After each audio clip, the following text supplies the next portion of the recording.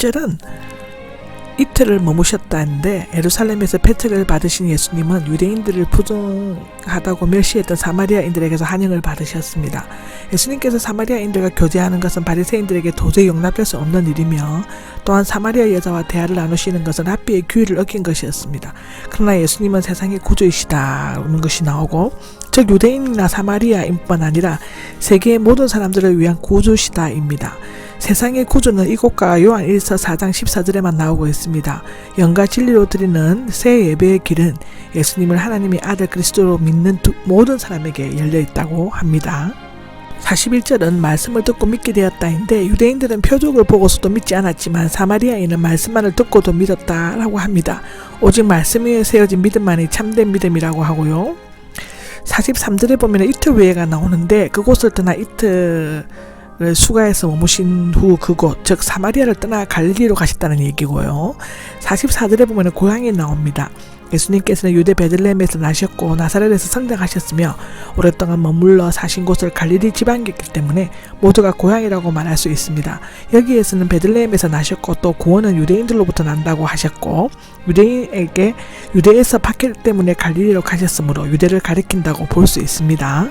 45절입니다. 45절에는 갈릴리 사람들은 맞아들였다가 나오는데, 그러나 그들이 환영한 것은 명절 6월절에 예루살렘에 갔다가 그가 행하신 모든 일들, 즉 표적을 행하시는 것을 보았기 때문이었죠.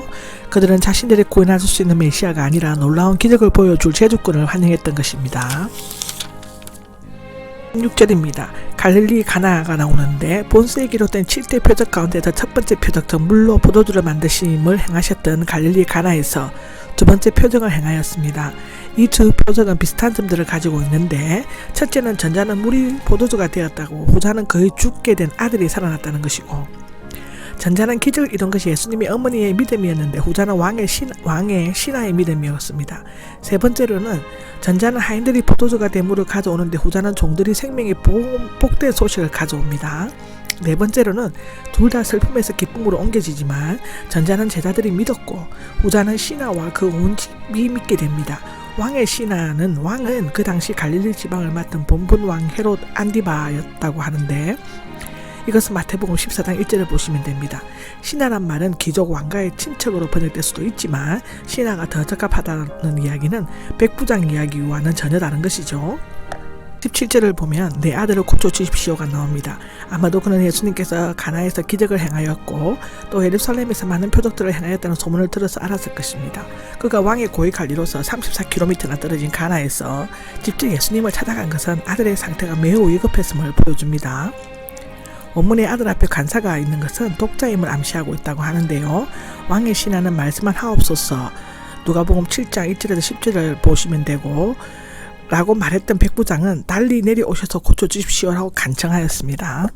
18절을 보면 표적이나 신기한 일들, 즉 표적들은 눈에 보이지 않는 신적인 능력을 나타내는 이들을 의미합니다. 신기한 일들은 사람들의 눈길을 끄는 놀라운 사실을 나타내는 표징을 의미하는데, 너희는이란 복수가 있는 것은 이것이 신하만의 태도가 아니라 모든 갈릴리 사람의 일반적인 태도임을 암시하고 있습니다. 특히 표적이나 신기한 일들 는 왕의 신하가 예수님의 능력의 행위를 간절히 보고 싶어하는 심정을 나타내고 있다고 마태복음 24장 24절, 마가복음 13장 22절, 또 요한복음에서는 여기에만 나옵니다. 49절입니다. 49절에는 죽기 전에 내려와 주십시오인데, 그러나 왕의 신하는 가나안 여자가 보여준 것과 같이 포기하지 않고 끈질기게 간청하였습니다. 죽기 전에는 마르다와 마리아처럼 믿음의 한계성을 나타내고 있습니다. 예수님은 죽기 전에 오셔야만 아이를 살릴 수 있는 분이 아니라 죽은 후에라도 얼마든지 살릴 수 있다는 전능하신 분인데, 이 사람은 그것을 몰랐던 것 같습니다. 50절에는 내 아들이 살아있다는 현재 능동태로서 살아나는 중이다, 나 살게 될 것이다 라가 아니고,